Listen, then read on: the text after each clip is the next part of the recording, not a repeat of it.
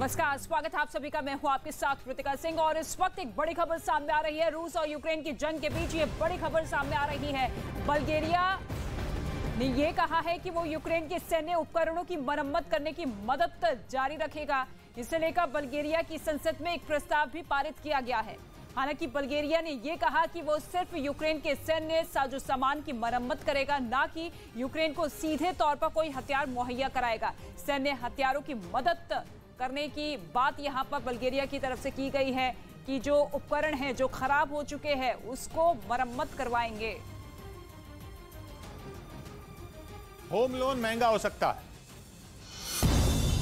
RBI ने repo rate 40 basis point और CRR 50 basis point बढ़ाने का फैसला लिया। इससे रेपो रेट 4.4% तो सीआरआर 4.5% हो गया। आरबीआई के इस फैसले से होम लोन समेत कई लोन महंगे हो सकते हैं। आरबीआई ने अपने इस फैसले के पीछे बढ़ती महंगाई की दलील दी। Accordingly, the MPC decided to increase the policy repo rate by 40 basis points. Maharashtra से सांसद नवनीत राणा और उनके पति रवि राणा को जमानत मिल गई, लेकिन रिहाई के कागज समय पर तलोजा जेल नहीं पहुंच पाए, जिससे उनकी रिहाई नहीं हो पाई। वापस से उन्हें जो है भाईकला जेल ले आया गया है।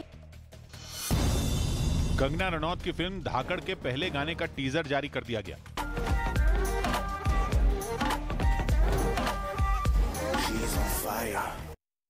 यूक्रेन के साथ जारी जंग के बीच रूस के रक्षा मंत्रालय ने एक वीडियो जारी किया, जिसमें रूसी सेना का एक काफिला सुरक्षा घेरे में आगे बढ़ता दिखा। हालांकि ये वीडियो यूक्रेन के किस इलाके का है इसका पता नहीं चल सका, लेकिन वीडियो को देखकर यह अंदाजा लगाया जा सकता है कि रूसी सेना किसी बड़े हमले की तैयारी में है। रूस की तरफ से जो वीडियो जारी किया गया उसमें यूक्रेन के एक इलाके से रूस की सेना के टैंकों और ट्रकों का काफिला गुजरता दिखा, जिसकी सुरक्षा और निगरानी के लिए कई लड़ाकू हेलीकॉप्टर आसमान में उड़ते नजर आए। एक हेलीकॉप्टर काफिले के आगे चलता दिखा तो एक उसके पीछे, जबकि एक हेलीकॉप्टर काफिले के साथ साथ उड़ता रहा। यही नहीं, इन पर दुश्मनों को ढेर करने के लिए रूस की सेना के जवान भी तैनात रहे, ताकि आगे बढ़ने के दौरान अगर जेलेंस्की की सेना से उनका सामना हो जाए तो वो मुंहतोड़ जवाब दे सकें। बूचा नरसंहार के बाद अब पूरे बूचा इलाके को यूक्रेन की सेना ने अपने कब्जे में ले लिया है और अब यहां के जंगलों से रूसी नरसंहार के सबूत एक एक कर सामने आ रही हैं।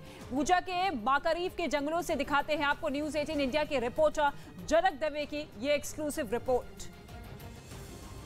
माकारीव और आसपास के इलाकों में जो जंगलों में रशियन टैंक्स थी उनको फिलहाल यूक्रेन सेना द्वारा बाहर निकाला जा रहा है। ये इसलिए भी हो रहा है क्योंकि इन इलाकों में सर्च ऑपरेशन हो रहा है कि कहीं मास ग्रेव तो है नहीं।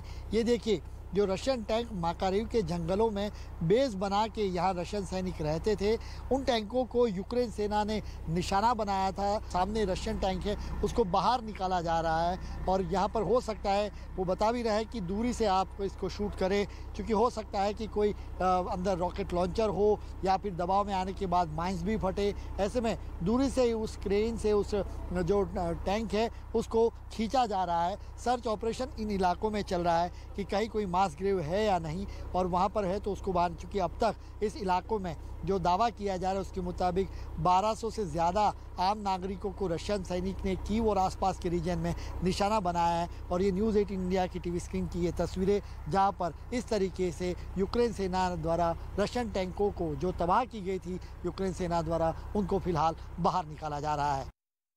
ताइवान पर नजर गड़ाए बैठे चीन में प्रतिबंधों से निपटने की प्लानिंग शुरू हो गई। चीन को ऐसा लगता है कि ताइवान को हथियाने के लिए यह समय सबसे अच्छा है और वो ताइवान में वही कर सकता है जो रूस ने यूक्रेन में किया। लेकिन चीन की राह का रोड़ा बन रहे हैं पश्चिमी देश, जिन्होंने चीन पर आर्थिक प्रतिबंध लगाने शुरू कर दिए हैं।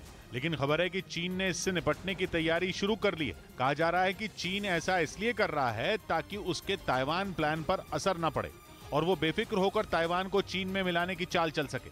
डेली मेल अखबार ने अपनी रिपोर्ट में लिखा कि चीन ने उस पर लगे प्रतिबंधों की काट ढूंढने के लिए एक इमरजेंसी मीटिंग की, जिसमें विदेशी मुद्रा को सुरक्षित रखने के बारे में बात हुई। इस बैठक में चीन में बैंक के बड़े अधिकारी भी शामिल हुए। चीन ने 24 फरवरी के बाद ताइवान में कई बार घुसपैठ करके अपने इरादे जाहिर कर दिए हैं, लेकिन अमेरिका उसे रोक रहा है। उसने ताइवान की मदद तो की है, चीन को आर्थिक नुकसान की धमकी भी दी। चीन इसी समस्या को सुलझाने की कवायद कर रहा है।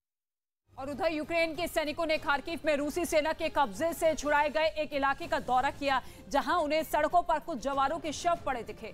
दावा यह किया गया है कि ये रूसी फौजी थे। और यूक्रेन के हमले में इनकी मौत हुई थी। सड़क पर सैनिकों के शव जेड आकार में पड़े दिखाई दिए। यही नहीं, उनके हाथों पर रूसी सेना के प्रतीक वाले फीते भी बंधे नजर आए। जवानों के शव केवल एक जगह नहीं बल्कि अलग अलग इलाकों में पड़े दिखे।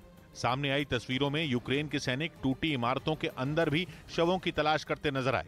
यही नहीं, उन्होंने घरों और बेसमेंट में रह रहे लोगों से मुलाकात की और उन्हें जरूरी मदद भी पहुंचाई। वहीं गोलाबारी के बाद शहर के कई इलाके खंडहर में तब्दील दिखाई दिए। कुछ इमारतें पूरी तरह बर्बाद दिखीं और चारों तरफ उनका मलबा बिखरा नजर आया, जबकि एक दुकान तो बमबारी के बाद आग की लपटों के बीच घिरी नजर आई। कई दमकल कर्मी आग पर काबू पाने की कोशिश करते दिखे। यूक्रेन ने दावा किया कि उसने पिछले हफ्ते में खार्किव के अलग अलग इलाके से करीब 11 गांवों को रूसी सैनिकों के कब्जे से आजाद करवाया।